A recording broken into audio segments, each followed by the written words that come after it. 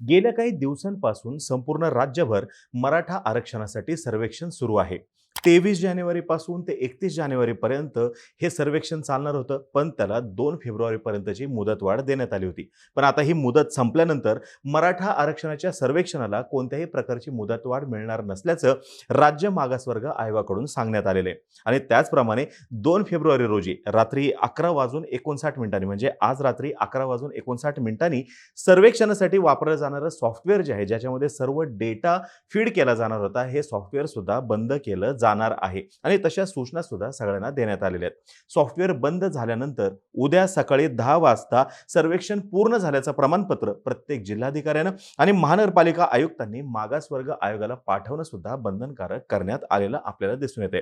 आज आपण माहिती घेऊयात की या सर्वेक्षणामध्ये नेमक्या कोणत्या अडचणी आल्या, पुढे जाऊन काय होणार, या संदर्भातला कायदा बनणार का आणि या कायद्याला कोर्टामध्ये पुढे जाऊन काय आव्हान असू शकतं, या सगळ्यांची आपण माहिती घेण्याचा प्रयत्न करूयात.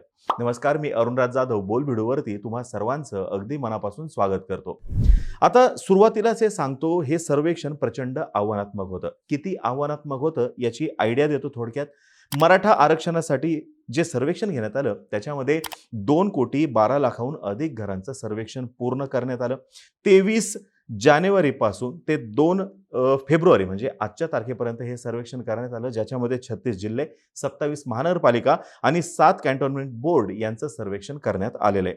प्रत्येक प्रगणक जे आहे ते 100 कुटुंबांना भेट देऊन प्रत्येक घराचं सर्वेक्षण करणार होते. त्याच्यानुसार त्यांनी सर्वेक्षण केलेलं आहे.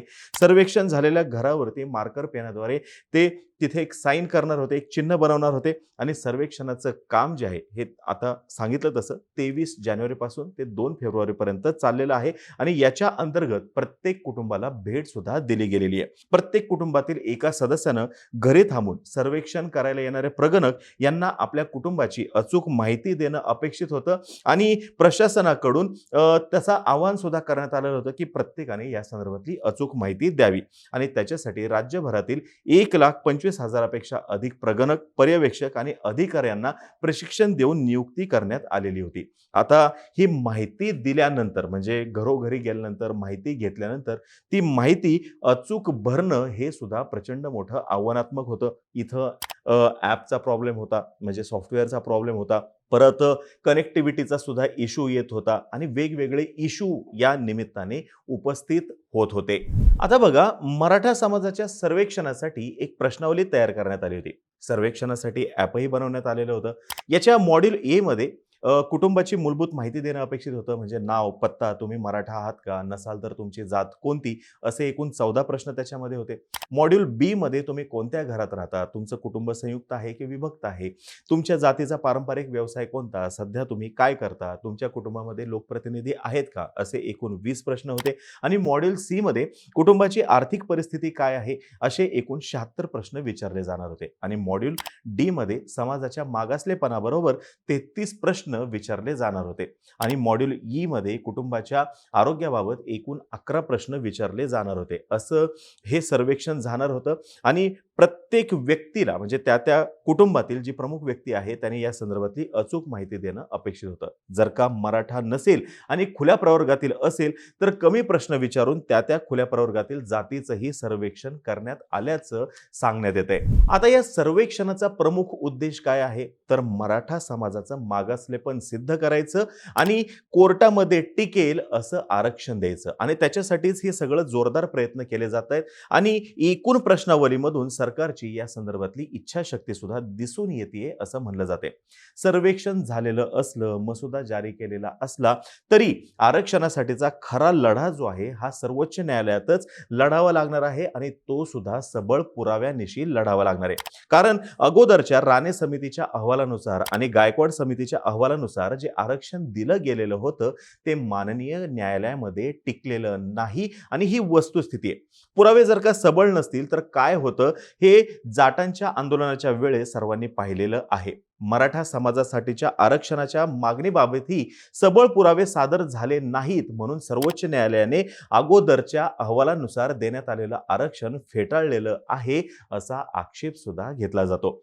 सर्वोच्च न्यायालयाने घेतलेल्या हरकतींना उत्तर देताना सामाजिक, शैक्षणिक आणि आर्थिक क्षेत्रात खुल्या प्रवर्गातील कुटुंबाच्या तुलनेमध्ये मराठा समाज कसा मागा पडतोय हे सर्वेक्षणातून दाखवून देण्याचं आव्हान असणार आहे.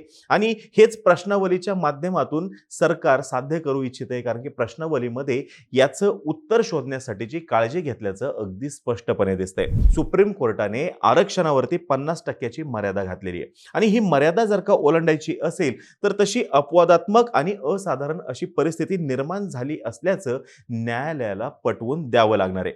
आणि यावेळेसही न्यायालयामध्ये कोणती अपवादात्मक किंवा असाधारण परिस्थिती निर्माण झाली आहे ज्याच्यामुळे 50% मर्यादा ओलांडली जाणार आहे हे सिद्ध करावं लागणार आहे. म्हणजे प्रत्येक मुद्दा जो आपल्याकडून उपस्थित केला जातो हा न्यायालयामध्ये सुद्धा सिद्ध करावा लागणार आहे, ते सुद्धा सबळ अशा पुराव्यानिशी. आणि आता या सर्वेक्षणाच्या माध्यमातून जो काही 2 कोटीहून अधिक घराचा डेटा सरकारकडे जमा होणार आहे तो डेटा फार महत्वाचा असणार आहे. त्या डेट्यातील प्रत्येक माहिती महत्वाची असणार आहे. 50% वर जर का आरक्षण न्यायचं असेल तर कोणती अपवादात्मक परिस्थिती निर्माण झालेली आहे हे सिद्ध करण्यासाठीची माहिती गोळा करणं हे सगळ्यात कठीण असं काम आहे. म्हणजे बघा, सुप्रीम कोर्टाने या अपवादात्मक परिस्थिती संदर्भात काही निकष सुद्धा सांगितलेले आहेत. ॲज पर सुप्रीम कोर्ट ज्याला आरक्षण द्यायचं आहे, म्हणजे या ठिकाणी मराठा समाज जो आहे तो समाज प्रामुख्याने दुर्गम भागामध्ये राहत असला पाहिजे, राष्ट्रीय प्रवाहाच्या मुख्य प्रवाहापासून दूर असला पाहिजे, सरकारी नोकऱ्यांमध्ये त्याला पुरेसं प्रतिनिधित्व नसलं पाहिजे आणि त्याला समान संधी मिळत असता कामा नये.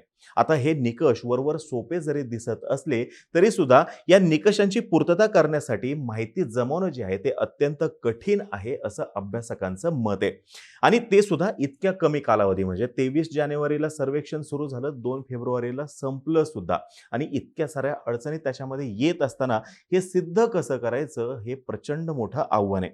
या सर्वेक्षणातील प्रमुख अडचण आणि भीती अशी आहे की हे सर्वेक्षण फारच घाईघाईमध्ये केलं गेलेलं आहे. सर्वे करणारे सुद्धा कितपत प्रशिक्षित होते हाही प्रश्न आहे. आणि टेक्निकल अडचणी मी अगोदर तुम्हाला सांगितलेल्या आहेत. मराठा समाजाला आरक्षण देण्यासाठी घाईघाईने पुरावे गोळा करण्यापेक्षा ते सबळ आणि न्यायालयात टिकणारे गोळा करणं अपेक्षित होतं. नाहीतर आधी सुद्धा 2 वेळा कायदा करून आरक्षण दिलं गेलं आणि कोर्टामध्ये ते टिकलं नाही, आणि ही वस्तुस्थिती असल्याचं या क्षेत्रातील तज्ज्ञांकडून वारंवार सांगितलं जाते. कोर्टात टिकणारं आरक्षण जर का हवं असेल तर त्या संदर्भात पुरावे असणं अपेक्षित आहे, आणि या पुराव्यातून मराठा समाजाचं मागासलेपण सिद्ध होणं सुद्धा सगळ्यात महत्वाचं आहे. मराठा आरक्षणाच्या निमित्तानं प्रत्येक वेळेस तमिळनाडूमध्ये 69% आरक्षण असल्याचा हवाला दिला जातो, पण या ठिकाणी कोणीही लक्षात घेत नाही की या संदर्भातलं जे आरक्षण आहे ते सर्वोच्च न्यायालयाच्या इंदिरा साहनीच्या निकालापूर्वी देण्यात आलेलं आहे. आणि तमिळनाडूमध्ये ज्यावेळेस आरक्षण दिलं गेलं तर त्या आरक्षणासाठी त्यांनी केलेलं सर्वेक्षण हे अत्यंत चोख, आणि त्याची जी काही प्रश्नावली होती किंवा त्याला आपण नमुना चाचणी जी म्हणू शकतो ती खूपच व्यापक होती. खरं तर त्याचा आदर्श घेऊन आपल्या इथं सुद्धा तशा पद्धतीने ते राबवता आलं असतं, पण येणाऱ्या काळामध्ये ज्यावेळेस या सर्वेक्षणाची माहिती समोर येईल तेव्हा नेमकं लक्षात येईल की नेमकं त्याच्यामध्ये आणि आपल्यामध्ये काय तफावत आहे आणि काय साम्य आहे. मराठा समाजातील 86% स्त्रिया या अंग मेहनतीचं काम करतात, हे अगोदर सुद्धा समोर आलेलं आहे. राज्यातील विद्यापीठांमध्ये प्राध्यापकांच्या नेमणुकांमध्ये मराठ्यांचं प्रमाण हे अनुसूचित जाती व जमातींपेक्षा अत्यंत नगण्य आहे असं सुद्धा सांगितलं गेलं.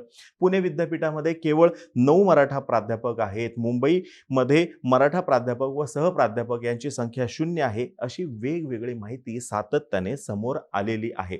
फक्त आता या माहितीसाठी सबळ असे पुरावे देणं अपेक्षित आहे, आणि ते पुरावे न्यायालयामध्ये टिकणं सुद्धा अपेक्षित आहे. म्हणजे न्यायालयामध्ये ज्यावेळेस ही एकूण केस जाईल त्यावेळेस तिथं प्लीडिंग नेमकं कसं केलं जातं, आर्ग्युमेंट कसं केलं जातं हे फार महत्त्वाचं आहे. आणि म्हणूनच या एकूणच सर्वेक्षणाच्या माध्यमातून मराठा समाजातील प्रत्येकजण हीच अपेक्षा करत असणार आहे की सबळ असे पुरावे उभे राहावेत आणि आरक्षण जे मिळेल ते न्यायालयामध्ये टिकावं. आता ही माहिती जर का तुम्हाला आवडली असेल खाली कमेंट बॉक्समध्ये नक्की सांगा, आणि आम्हा सर्वांचे व्हिडिओ जास्तीत जास्त लोकांपर्यंत पोहोचवा, आणि चॅनलला सबस्क्राईब करायला तेवढं विसरू नका. धन्यवाद.